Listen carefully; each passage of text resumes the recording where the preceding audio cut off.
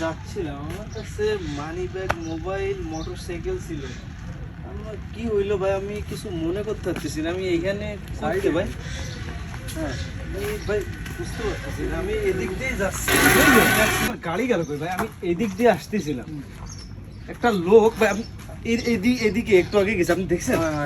লাল গাড়ির সামনে আমার ভাই, আমার ভাই ফোন ছিল ভাই, ফোন, মানি ব্যাগ ভাই, ভাই ভাই আমার ডেবিট কার্ড ছিল ভাই, আমার ড্রাইভিং লাইসেন্স, আমার সব কিছু হয়েছিল, আমার ভোটার আইডি কার্ড পর্যন্ত ছিল ভাই।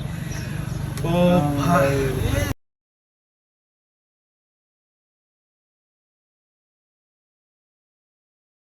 আপনারা এত সময় যে ভিডিওটা দেখলেন, যে এই ছেলেটা যে বাইকটা চুরি হয়ে গেল, মোবাইল, মানি ব্যাগ যা কিছু চুরি হয়ে গেল, এটা আসলে একটা পরিকল্পিত ঘটনা, ঠিক আছে? তো আমাদের কিছু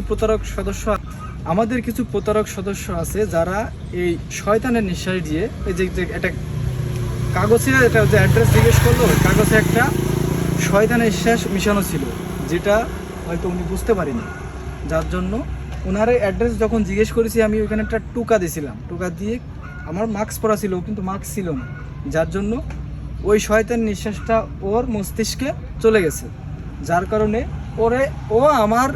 আমি যা বলবো তাই করবে, এরকম একটা আমার বসে চলে আসবে। ঠিক সেরকমই হয়েছে। ওর মানি ব্যাগ, মোবাইল, বাইক আমি নিয়ে গেছি, ও কিন্তু কিছু বুঝতে পারে না, ইজিলি আমার দিয়ে দিচ্ছে, কোনো সাউন্ড করে নেই, কোনো চেঁচামেচি করিনি, ও ইজিলি আমার দিয়ে দিচ্ছে এগুলো। তো এখন আমাদের দেশে বর্তমানে এইরকম অহরহ এই ঘটনাগুলো ঘটতেছে। তো আপনারা যারা আছেন সচেতন থাকবেন, সুস্থ থাকবেন।